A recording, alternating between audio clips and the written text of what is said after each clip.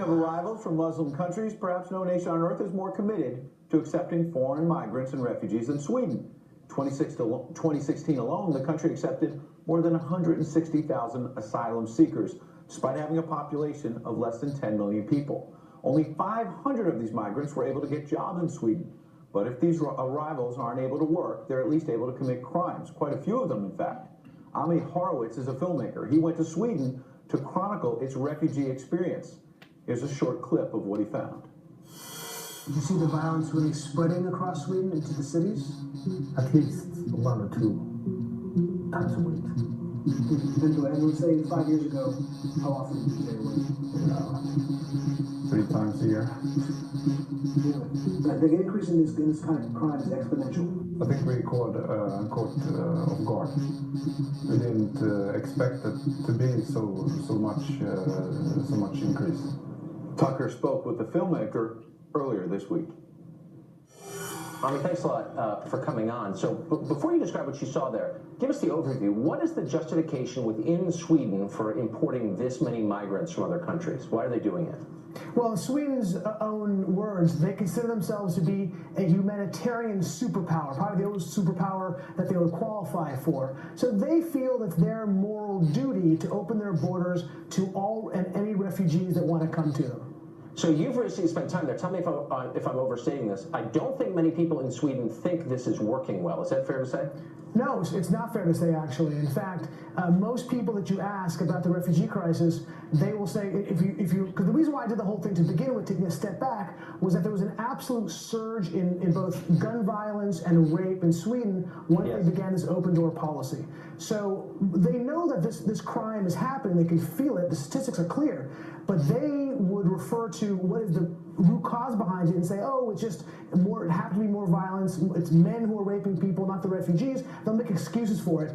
The majority of the population in Sweden still want to have an open door policy. It's confounding. Huh, that's remarkable. Now, the statistics on the crime rise that you just referred to, there have been reports in the American press that those statistics are either closely held by the Swedish authorities or they've been manipulated by the Swedish authorities to downplay the role of migrants in those crimes. Is that true? Well, it depends. The crime statistics are the crime statistics, and they're not closely held. They're open to the public, and they do show this incredible surge of violence. What may actually be the problem is that they oftentimes try to cover up some of these crimes.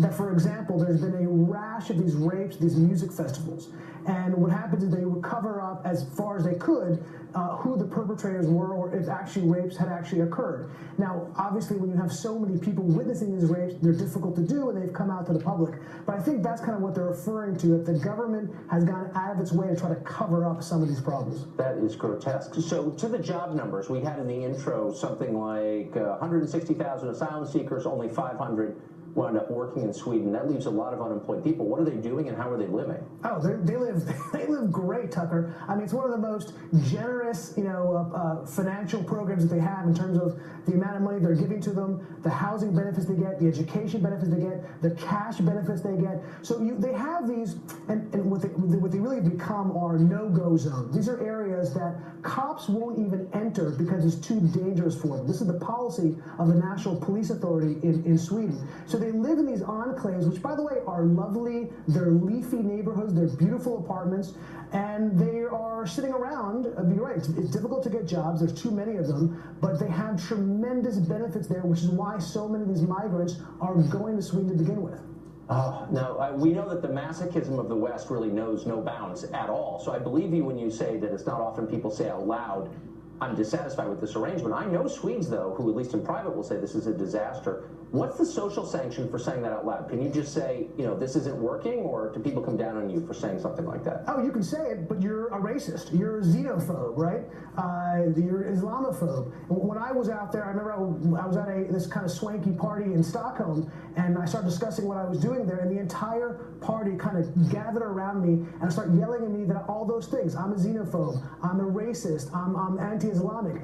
Even though the statistics were clear about who's the perpetrators, it doesn't make a difference. It's very socially unacceptable to make these kind of claims. Right, because the most important thing is to feel virtuous, I guess. I mean, Horowitz, that's amazing. One last question, I can't resist. What's the long game here? How is this going to look 10 or 15 years from now? Does it seem like assimilation is taking place?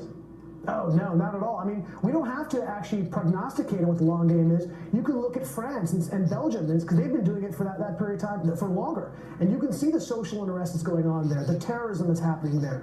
Sweden, this is a relatively new policy phenomenon for them. And by the way, Sweden had its first terrorist Islamic attack not that long ago. So they're now getting the taste of what we've been seeing across Europe already. Sad. Thanks a lot for joining us.